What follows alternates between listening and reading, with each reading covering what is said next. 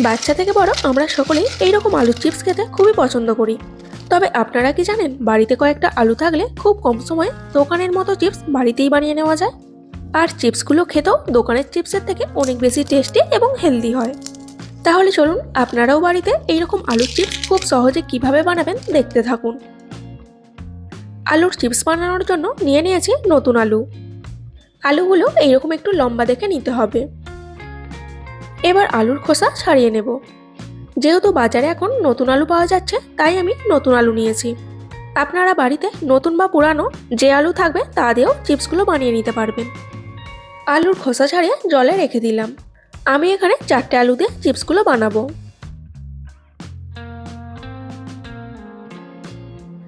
এরপর একটা বোলেতে কিছুটা জল নিয়ে নেব।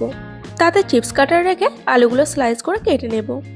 গ্রেটার দিয়ে চিপসগুলো কাটলে সব চিপসগুলো একই সাইজের হবে।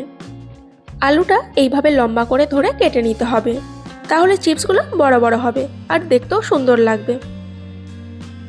আপনাদের যদি এরকম চিপস কাটার না থাকে, তাহলে যে কোনো বড় গ্রেটারে দেখবেন চিপস কাটার থাকে, তা দিয়েও আলুগুলো স্লাইস করে কেটে নিতে পারেন। দেখুন একটা আলু কেটে নিয়েছি। একটা আলু থেকে 7 থেকে 8টা চিপস হবে। এইরকম পাতলা স্লাইস করে চিপসগুলো কেটে নিতে হবে। দেখুন আলুগুলো কাটার পর কত সুন্দর দেখতে লাগছে। আলুগুলো এইরকম লম্বা লম্বা করে কাটলে চিপসগুলো দেখতে সুন্দর হয়, তার জন্য অবশ্যই লম্বা দেখে আলু নিতে হবে। আলু কাটার পর যখন দেখবেন আলু এইভাবে ছোট হয়ে এসেছে, তখন বাদ দিয়ে দেবেন, না হলে হাতে লেগে যেতে পারে। একইভাবে 4টে আলু স্লাইস করে কেটে নিয়েছি। দেখুন কতগুলো চিপসের স্লাইস হয়েছে। দোকান থেকে চিপসের প্যাকেট কিনলে এইরকম চিপসের স্লাইস 2টো কিংবা 3টে থাকে। তবে আপনারা যদি বাড়িতেই এইভাবে চিপস বানিয়ে নিতে পারেন, তাহলে প্রত্যেকটা চিপস এইরকম গোটা থাকবে। আলুগুলো কাটার পর দেখবেন আলুর কোষের জন্য জলটা কতটা ঘোলাটে হয়ে গেছে। 2-3 বার জল চেঞ্জ করে ভালো করে আলুগুলো ধুয়ে নেবেন। এরপর আলুগুলো তুলে নিয়ে একটা ছাঁকনিতে বা ছিদ্রযুক্ত পাত্রে রেখে দেবেন, যাতে আলু থেকে ভালোভাবে জলটা ঝরে যায়।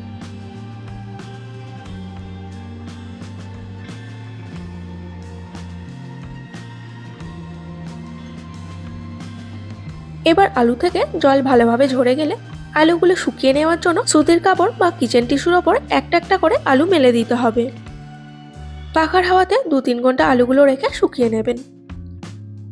তবে আলুগুলো রোদে দেওয়া যাবে না, কারণ আলুগুলোর কালার চেঞ্জ হয়ে যাবে। আর মনে রাখবেন, চিপসগুলো ভাজার আগে লবণ বা হলুদ কিছুই মাখানো যাবে না, কারণ লবণ দেওয়ার জন্য আলুগুলো মুচমুচে হবে না। আলুগুলো যাতে তাড়াতাড়ি শুকিয়ে যায়, তার জন্য সুতির কাপড় বা কিচেন টিস্যু দিয়ে এইভাবে আলুর ওপরের জলটা মুছে নিতে পারেন। 2-3 ঘন্টা পাখার হাওয়াতে রেখে আলুগুলো শুকিয়ে নিয়েছি। এবার চিপসগুলো ভেজে নেব। তার জন্য কড়াতে সাদা তেল দিয়ে মিডিয়াম ফ্লেমে গরম করে নিয়েছি। এবার একটা চিপসের স্লাইস দিয়ে দেখে নেবেন তেলটা ঠিকঠাক গরম হয়েছে কিনা। যখন দেখবেন চিপসটা তেলেতে দেওয়ার পর চিপসটা উপরে উঠে আসছে, তখন বাকি চিপসগুলো দিয়ে দেবেন। চিপসগুলো তেলেতে দেওয়ার পর দেখবেন সব চিপসগুলো এইভাবে উপরে উঠতে শুরু করবে। চিপসগুলো ভাজার জন্য একটু বেশি তেল দিতে হবে। খুন্তি বা সাঞ্চা দিয়ে আলুগুলো এইভাবে উল্টে পাল্টে ভেজে নেবেন। আর আলুর চিপসগুলো ভাজার সময় অতি অবশ্যই গ্যাসের ফ্লেমটা লো টু মিডিয়ামে রাখবেন। যদি গ্যাসের ফ্লেমটা হাইয়েতে রাখেন, তাহলে চিপসগুলো তাড়াতাড়ি লাল হয়ে যাবে আর চিপসগুলো মুচমুচে হবে না। চিপসগুলো ভাজার সময় দেখবেন এইরকম বাবলস আসবে। যতক্ষণ না এইরকম বাবলস আসা বন্ধ হবে, ততক্ষণ চিপসগুলো ভাজতে হবে। আর মাঝে মাঝে চিপসগুলো উল্টে পাল্টে দিতে হবে, যাতে চিপসের দুদিকের কালারটা সমান থাকে। কিছুক্ষণ পর দেখুন চিপসগুলো যখন ভাজা হয়ে গেছে, এরকম বাবলস আসা একদমই বন্ধ হয়ে গেছে আর চিপসগুলোর কালার একটু চেঞ্জ হয়ে লাল লাল হয়ে এসেছে। তখন চিপসগুলো তুলে নিতে হবে, তবেই চিপসগুলো মুচমুচে হবে। আর যদি এর আগেই চিপসগুলো তুলে নেন, তাহলে চিপসগুলো মুচমুচে হবে না। চিপসগুলো তুলে ভালো করে তেল ঝরিয়ে নিয়ে এইরকম ছিদ্রযুক্ত পাত্রে রাখতে হবে। আওয়াজ শুনে বুঝতেই পারছেন চিপসগুলো কতটা মুচমুচে হয়েছে। একইভাবে বাকি চিপসগুলো ভেজে নেব। তেলে চিপসগুলো দিয়ে নেড়ে চেড়ে ভেজে নিতে হবে। আর গ্যাসের ফ্লেমটা লো টু মিডিয়ামেতেই রাখতে হবে।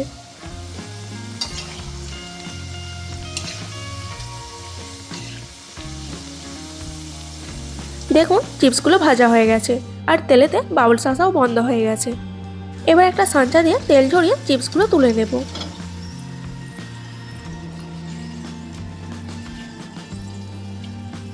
এবার চিপসগুলো অন্য একটা বলেতে রেখে ঠান্ডা হতে দেব। ততক্ষণে চিপসগুলো চটপটা মুখরোচক করার জন্য একটা মশলা বানিয়ে নেব। একটা বলে নিয়ে নেব কাশ্মীরি লঙ্কা গুঁড়ো, চাট মশলা, গোলমরিচ গুঁড়ো আর বিট লবণ।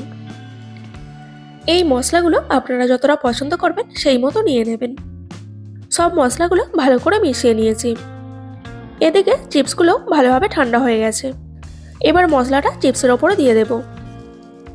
চিপস ভালো করে ঠান্ডা করে তবেই মশলাটা অ্যাড করবেন। আর যদি চিপসগুলো অনেক দিন রাখতে চান তাহলে মশলা দেওয়া যাবে না। যখন চিপস খাবেন তখন মশলাটা অ্যাড করে নেবেন, না হলে মশলাতে লবণ দেওয়ার কারণে চিপসগুলো নরম হয়ে যাবে আর চিপসগুলো মুচমুচে থাকবে না। মশলা দিয়ে চিপসের সঙ্গে মিশিয়ে নিলাম। আপনারা দেখতেই পেলেন কত কম খরচে বাড়িতে থাকা মাত্র কয়েকটি উপকরণ দিয়ে কতগুলো আলুর চিপস বানিয়ে নেওয়া যায়। এবার থেকে বাচ্চারা চিপস খেতে বায়না করলে বাড়িতেই বানিয়ে দেবেন আর নিজেরাও খাবেন।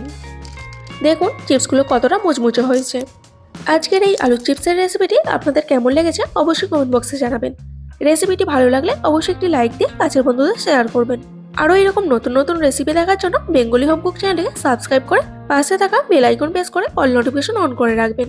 আজকের মতো এই পর্যন্তই। দেখা হচ্ছে নতুন কোনো রেসিপি নিয়ে। ভালো থাকবেন, সুস্থ থাকবেন। ধন্যবাদ।